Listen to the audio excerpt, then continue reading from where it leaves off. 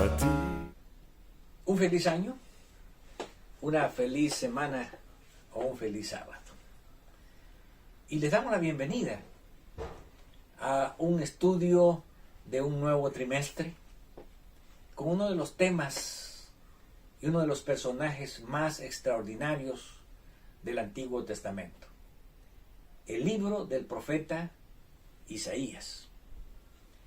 Y cuando hablamos acerca de Isaías, estamos hablando de uno de los profetas con una escatología o una descripción de eventos finales más extraordinaria de la Escritura. También estamos hablando de un profeta con un ministerio o una trayectoria muy grande. Un profeta que vivió durante tiempos de altibajos en el pueblo de Dios. Buenos tiempos, malos tiempos, tiempos de prosperidad espiritual, tiempos de crisis espiritual. Y la forma en que Isaías se introduce a sí mismo en su libro es de la siguiente manera. Visión de Isaías, hijo de Amós, la cual vio acerca de Judá y Jerusalén en días de Usías, Jotam, Acaz y Ezequías, reyes de Judá. La descripción que Isaías comienza haciendo acerca de sus profecías, podemos decir que es una descripción profética, primeramente.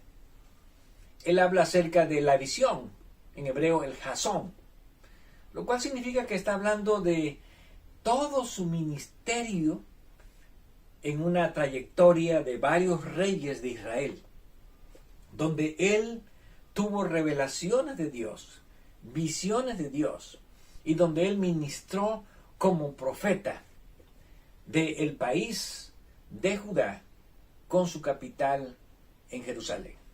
Por lo tanto, podemos decir que Isaías fue un profeta del reino del sur, del reino de Judá. Y tal vez uno de los profetas que pudieron vivir las experiencias de más reyes.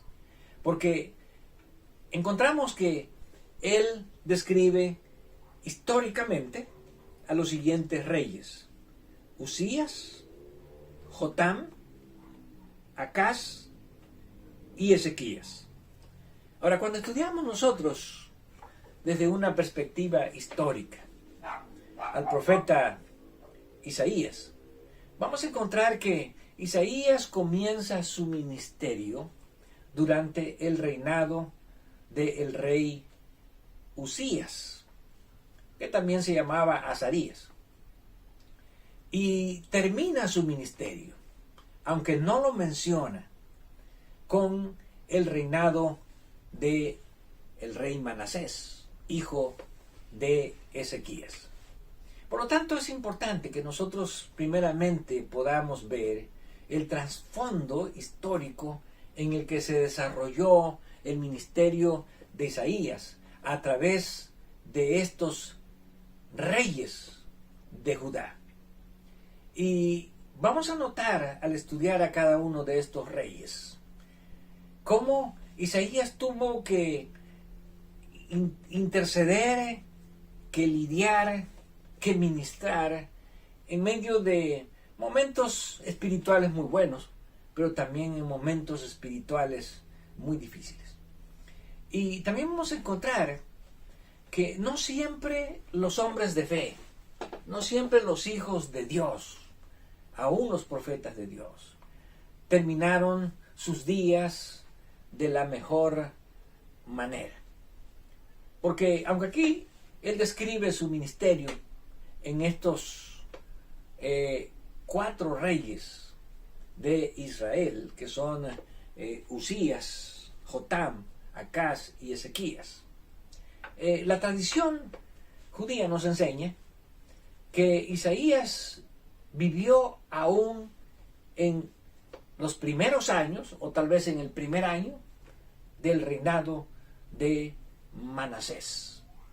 Y ahí fue donde probablemente terminaron sus días, de una manera trágica, como siendo mal recompensado por haber servido fielmente a Dios durante todos los reinados de los 4 reyes que precedieron a Manasés.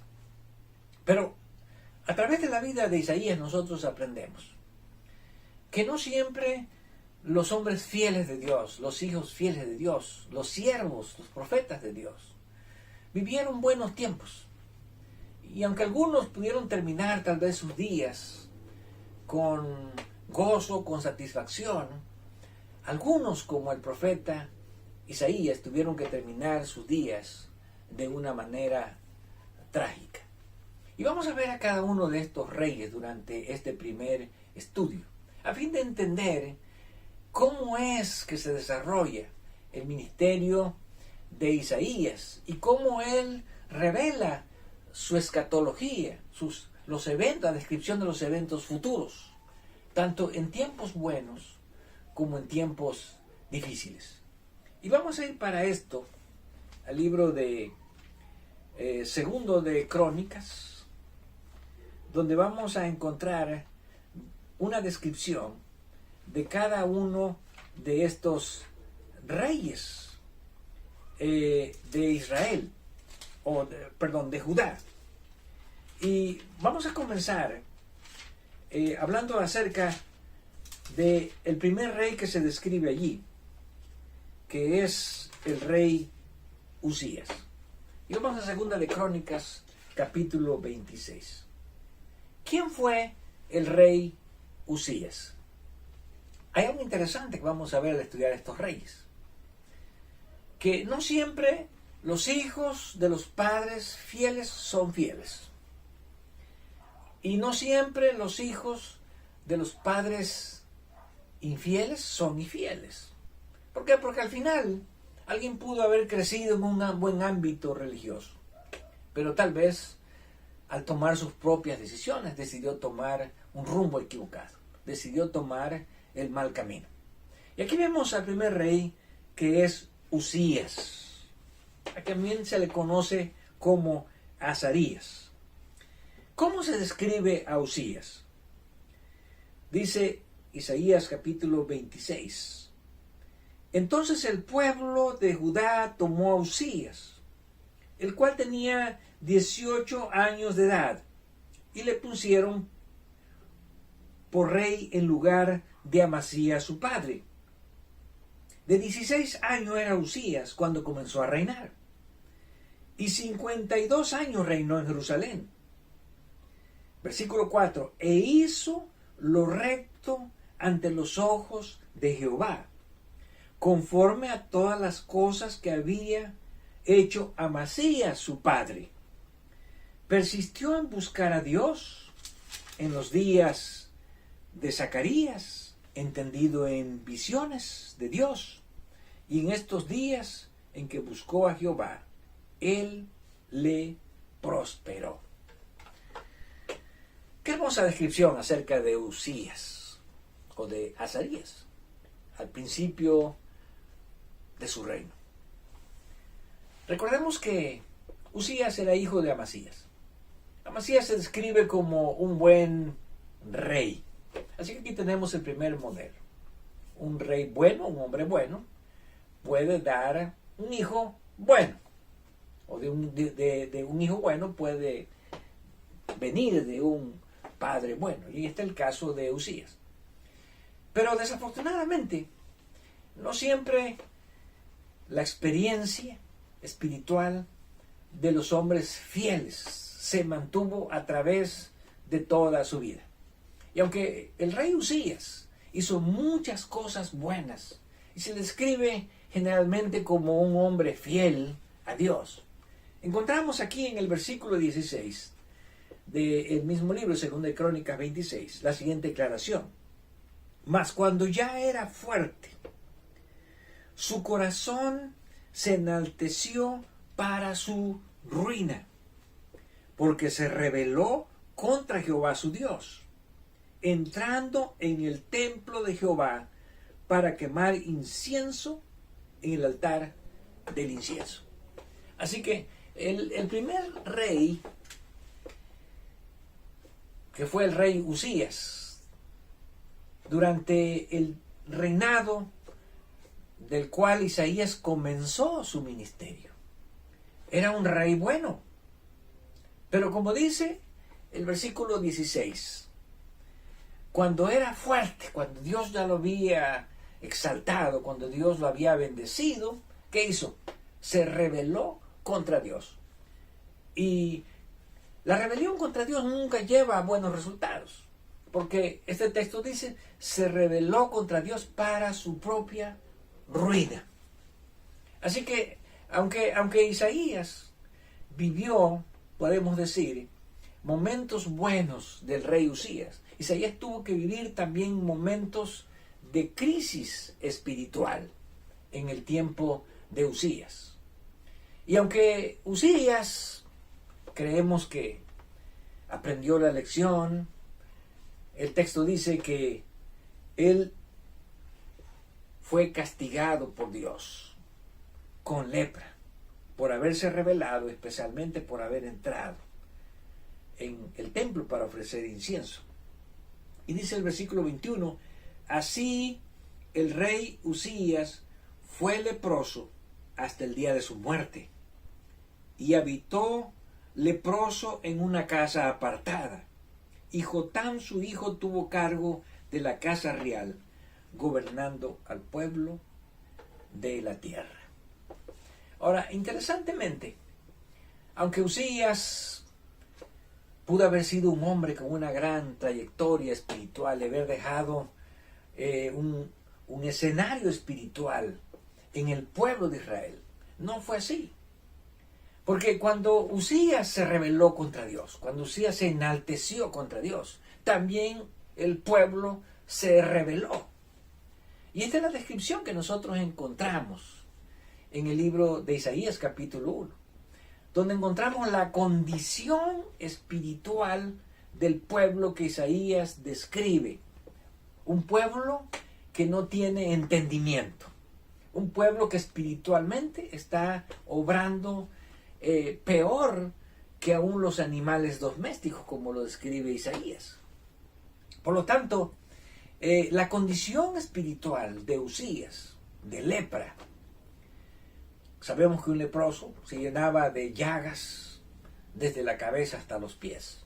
Y esa condición física de Usías, Isaías la utiliza como una ilustración, como un tipo, para ilustrar la condición espiritual del pueblo de Dios. Pero Usías muere, y en su lugar surge Jotam, su hijo, el segundo rey durante el cual Isaías ejerce su ministerio. Y aunque se hace una descripción buena acerca de Jotam, dice el capítulo 27 de segundo de Crónicas, en el versículo 2, e hizo lo recto ante los ojos de Jehová, conforme a todas las cosas que había hecho Usías su padre, salvo que no entró en el santuario de Jehová. Pero aquí viene la parte mala. No siempre el ejemplo de un hombre bueno, no siempre las decisiones de un hombre bueno, de un líder bueno, llevan al pueblo a tomar las mejores decisiones espirituales.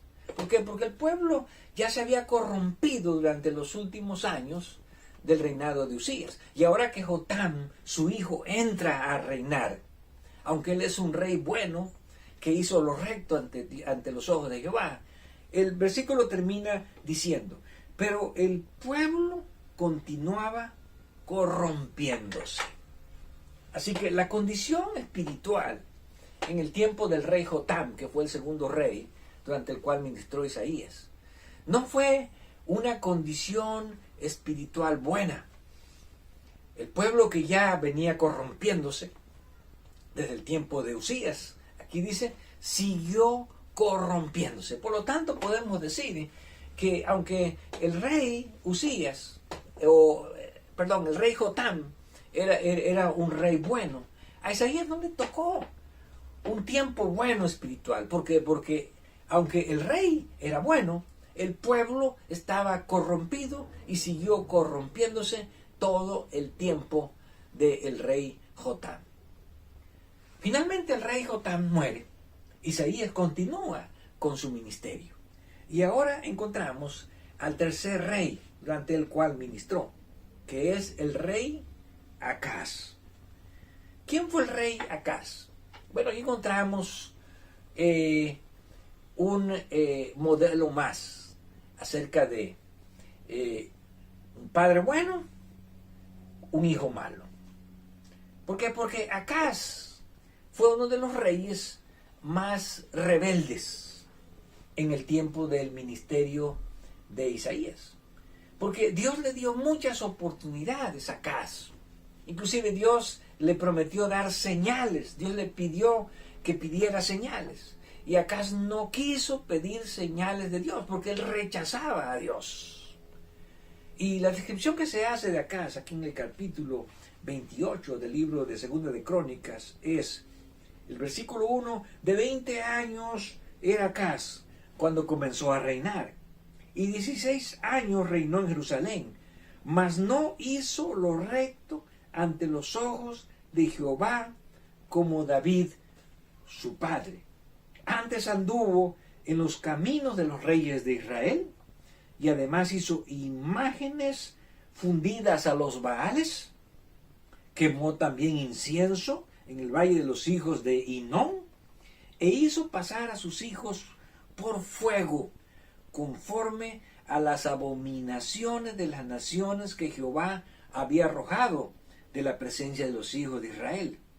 Asimismo sacrificó y quemó incienso en los lugares altos, en los collados y debajo de todo árbol frondoso. Como vemos aquí, la trayectoria del rey Acaz no es una trayectoria buena. ¿Por qué? Porque él promueve, él impulsa y podemos decir establece la idolatría de una manera general en Judá. Ahora, Isaías tuvo que ejercer tal vez su ministerio en uno de los momentos espirituales más críticos, que fue el tiempo del rey Acaz. ¿Por qué? Porque el rey Acaz se propuso hacer lo malo. El rey Acaz no solamente promovió la idolatría en su casa, sino también en toda la nación de Judá. Tanto así que aún, dice el versículo 3, quemó también incienso en el valle de los hijos de Hinnom, e hizo pasar a sus hijos por fuego, conforme a todas las abominaciones de las naciones que Jehová había arrojado de la presencia de los hijos de Israel. Así que hasta ese punto llegó. Él acá llegó a ofrecer a sus mismos hijos a dioses o a deidades paganas, quemándolos en fuego. Una de las prácticas más abominables para Dios en aquel tiempo. Así que Isaías tuvo que lidiar durante este tiempo o este reinado de corrupción espiritual que se desarrolló durante el tiempo del rey Acaz. Aun cuando Dios le habló a Acaz, aun cuando Dios trató también de hablarle al pueblo, aun cuando el profeta Isaías se mantuvo fiel en este tiempo, podemos decir, Isaías tuvo que afrontar esta gran crisis espiritual. Pero Acaz muere. Y aunque Acaz muere, Isaías continúa su ministerio. Y entonces tenemos aquí otro ejemplo, otro modelo. Un padre malo que fue Acaz y un hijo bueno, que es el rey Ezequías. Y podemos decir que Ezequías también se distingue por ser un rey recto delante de Dios. Dice 2 Crónicas capítulo 29. Comenzó a reinar Ezequías siendo de 25 años y reinó 29 años en Jerusalén. Versículo 2. E hizo lo recto ante los ojos de Jehová, conforme a todas las cosas que había hecho David su padre.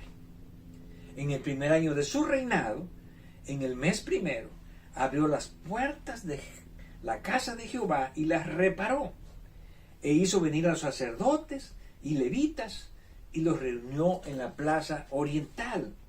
Y les dijo: oídme, levitas, santificaos ahora, santificad la casa de Jehová, el Dios de vuestros padres, y sacad del santuario la inmundicia, porque nuestros padres se han rebelado y han hecho lo malo ante los ojos de Jehová nuestro Dios, porque lo dejaron y apartaron sus rostros del tabernáculo de Jehová y le volvieron las espaldas. Aquí podemos ver la primera acción que probablemente vino a levantar el espíritu del profeta Isaías, un nuevo rey con una visión espiritual distinta, el rey Ezequías.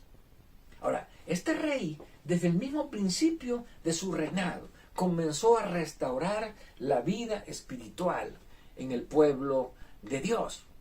Y el templo que había sido profanado, que había sido abandonado, él lo restaura, él lo repara.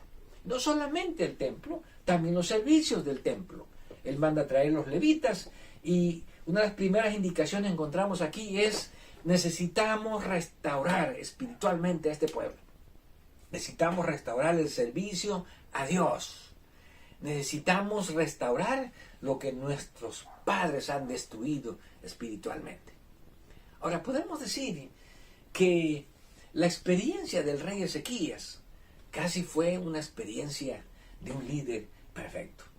Pero bueno, todos los seres humanos, en algún momento de nuestra vida, podemos tropezar, podemos flaquear espiritualmente. Y también podemos decir que Ezequías no estuvo exento también de tener una tacha, una mancha en su vida. Y leemos en el capítulo 32, en el versículo 30, este Ezequías cubrió los manantiales de Gihón, la de arriba, y condujo el agua hacia el occidente de la ciudad de David, y fue prosperado Ezequías en todo lo que hizo. Mas en lo referente a los mensajeros de los príncipes de Babilonia, que enviaron a él para saber del prodigio que había acontecido en el país, Dios lo dejó para probarle, para hacer conocer todo lo que estaba en su corazón. Así que aquí vemos que, aunque la vida del profeta, del rey Ezequías, fue una vida espiritual de muchas bendiciones, aquí se menciona que Dios lo puso a prueba para ver lo que realmente había en su corazón. Y como ya hemos dicho, aún las personas fieles a Dios, los líderes fieles a Dios, podemos albergar tal vez el orgullo de nuestro corazón. Y fue precisamente ese orgullo lo que llevó a la vanagloria también al rey Ezequías, ya que cuando vinieron los mensajeros de Babilonia, del rey de Babilonia, para conocer los prodigios, las maravillas que Dios había hecho en la vida de Ezequías, porque Dios le había sanado de una enfermedad, Dios le había extendido 15 años de vida, y Dios esperaba que él diera testimonio acerca de ese Dios a esos mensajeros paganos que vinieron a saber cómo fue que pasaron estas maravillas. Sin embargo, el rey Ezequías, en lugar de revelar a Dios, se reveló a sí mismo, mostrando todos los tesoros, todos los logros, todas las cosas que había realizado. Por lo tanto, podemos decir que durante el tiempo del reinado de Ezequías, el profeta Isaías ya era un hombre de edad avanzada. Sin embargo, Ezequías muere y el profeta Isaías todavía continúa con vida. De ahí que podemos decir que los años del ministerio de Isaías fueron uno de los ministerios más largos del Antiguo Testamento. Probablemente Isaías comenzó a profetizar, no sabemos la fecha exacta, pero pudo haber sido alrededor del año 760 antes de Cristo, y pudo haber profetizado hasta cerca del 590 antes de Cristo. Así que su ministerio se pudo haber extendido entre 60 y 70 años, uno de los ministerios más largos. Pero finalmente, cuando muere el rey Ezequías, el profeta Isaías, ya grande, ya viejo, llega a uno de los reinados más críticos espiritualmente, de más crisis espiritual en el pueblo de Judá, y es el reinado de Manasés. ¿Por qué?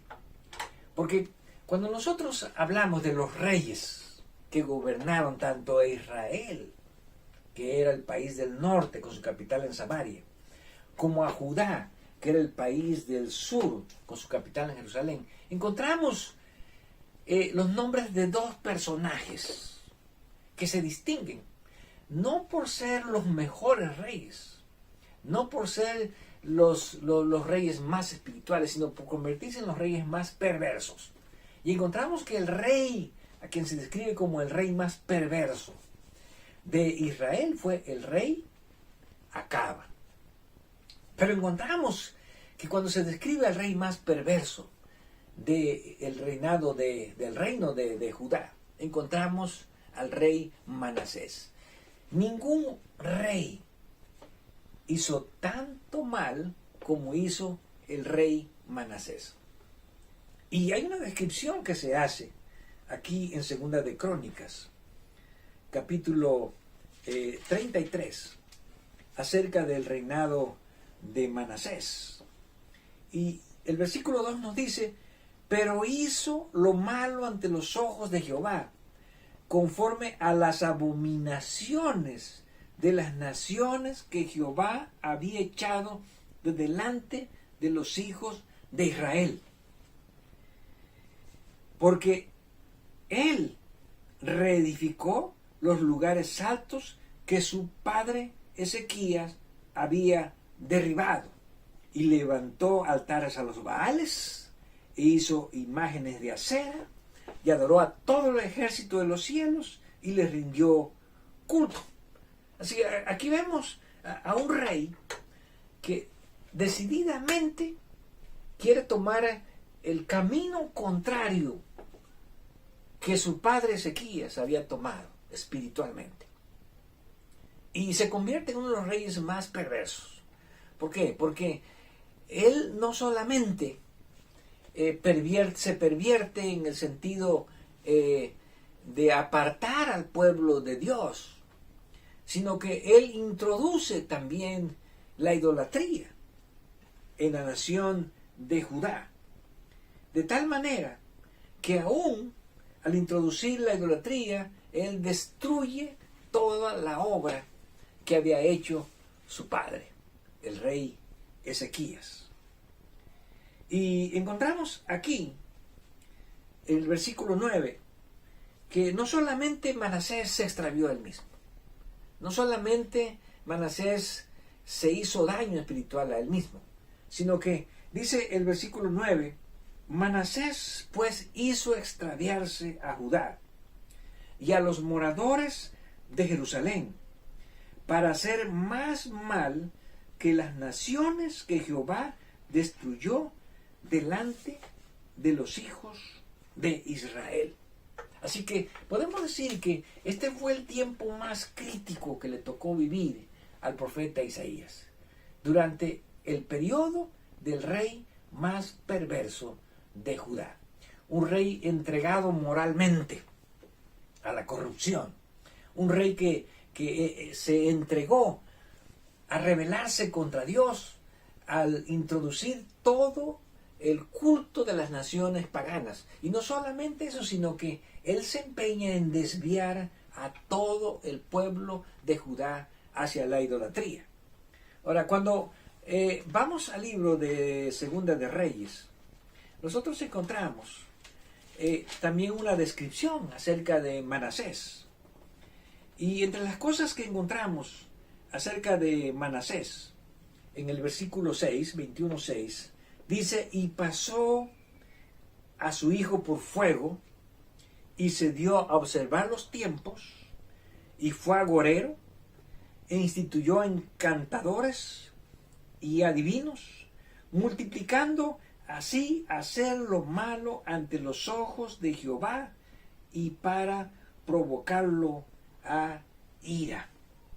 Así que aquí vemos que no solamente se rebeló contra Dios, sino que se empeñó, se adentró en todo el ocultismo.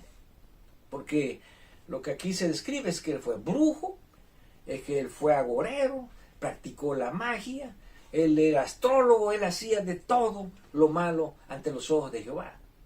Ahora, durante este periodo de Manasés, que fue el último periodo que el profeta Isaías vivió, aunque él no lo describe, porque probablemente él murió al principio de su reinado y ya no pudo escribir la experiencia que él tuvo durante el reinado de Manasés. Pero hay un versículo aquí que nos muestra que indudablemente Isaías fue una de las víctimas del reinado de este rey perverso que fue el rey Manasés. Dice el versículo 21, fuera de esto, o sea, además de esto, de toda la idolatría que había hecho, derramó Manasés mucha sangre inocente en gran manera, hasta llenar a Jerusalén de extremo a extremo. Esta es la parte más triste del relato de la vida de Manasés.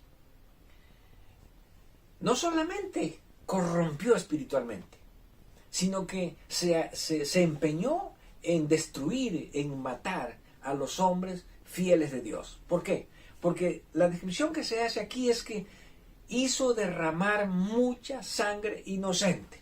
Cuando hablamos de la sangre inocente, indudablemente, la sangre de los justos, de aquellos que no estuvieron a favor de la corrupción que Manasés promovía, aquellos que sin duda se resistieron a esta ola de perversidad que traía Manasés. Y precisamente ahí entre estos hombres fieles, esos hombres justos, esos hombres inocentes, fue sacrificado también el profeta Isaías, en medio de muchas víctimas inocentes que Manasés mandó a ejecutar por ser fieles a Dios. La descripción que se hace aquí, aunque pareciera ser exagerada, dice hasta llenar a Jerusalén de sangre, de extremo a extremo. Así que él hizo correr sangre de gente inocente hasta llenar Jerusalén. Y bueno, la tradición judía nos dice que el profeta Isaías murió en manos de Manasés y que Manasés lo mandó a ejecutar, poniéndolo en medio del hueco de un árbol y mandándolo a cerrar. Así que Manasés murió, de acuerdo a la tradición judía, aserrado. Y tal vez a esto es a lo que se refiere el libro de Hebreos, cuando habla acerca de los hombres de fe. Y en el libro de Hebreos encontramos una hermosa declaración sobre aquellos hombres que por la fe alcanzaron grandes cosas.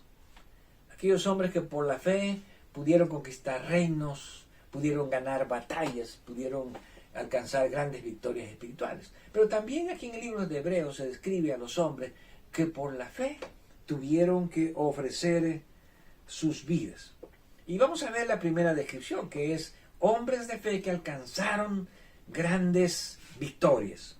Dice el versículo 33, que por la fe conquistaron reinos, hicieron justicia, alcanzaron promesas, taparon bocas de leones, apagaron fuegos impetuosos y evitaron filo de espada, sacaron fuerzas de debilidad e se hicieron fuertes en batalla, pusieron en fuga ejércitos extranjeros. Las mujeres recibieron sus muertos mediante resurrección, mas otros fueron atormentados, no aceptando el rescate a fin de obtener mejor resurrección. Así que aquí encontramos que no siempre los hombres de fe, los hijos fieles de Dios, pueden alcanzar grandes cosas o pueden lograr grandes cosas o grandes victorias. Algunos también tienen que ofrendar sus vidas. Y algunos tienen que experimentar también sufrimientos. Y algunos tienen que ofrendar sus vidas en medio del dolor. Y estos otros a los cuales se refiere, indudablemente es entre los cuales se encuentra uno de los profetas más fieles del Antiguo Testamento, que fue el profeta Isaías. Y dice allí, en el versículo 36, otros experimentaron vituperios y azotes, a más de estos, prisiones y cárceles. Fueron apedreados, y aquí encontramos la siguiente descripción: aserrados. Algunos creen que esta declaración de Pablo de ser aserrado se refiere a la muerte del profeta Isaías, que murió aserrado por Manasés. Puestos a prueba, muertos a filo de espadas, anduvieron de aquí para allá, cubiertos de pieles de ovejas y de cabras, pobres, angustiados, maltratados, de los cuales el mundo no era digno, errando por los desiertos, por los montes, por las cuevas y por las cavernas de la tierra. Podemos decir que el ministerio de Isaías presenta la experiencia de los hombres fieles que se describen aquí en el libro de Hebreos. Algunos hombres fieles tuvieron la experiencia de alcanzar grandes proezas, de alcanzar grandes victorias, y murieron tal vez como hombres victoriosos. Pero otros que también fueron fieles, como dice Pablo, tuvieron que pasar sufrimientos, vituperios, persecución, y algunos de ellos ofrendar sus vidas como mártires. Pero esto no los hace ser menos hombres fieles. Ambos fueron dejados como tipos, como ejemplo, para los que ahora tenemos que pasar por estas experiencias. Tal vez algunos cristianos han vivido experiencias gloriosas en su vida y mueren con esas experiencias, pero otros tal vez hemos pasado por experiencias difíciles y algunos tal vez moriremos a través de esos vituperios, a través de esas crisis que trae la corrupción para los hombres que desean mantenerse fieles a Dios.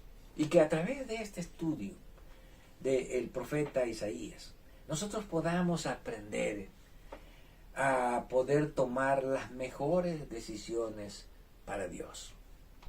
Isaías, un hombre fiel, con un ministerio fiel. Y aunque podemos decir que sus días terminan de una manera trágica, Isaías deja un legado de fidelidad para todas las generaciones. Un legado al cual todos nosotros deberíamos aspirar, como también hombres de fe, que deseamos unirnos a esta gran nube de testigos de la fe. Que Dios, a través de estos ejemplos, pueda motivarnos espiritualmente para mantenernos fieles hasta el día en que Cristo venga en gloria. A ti.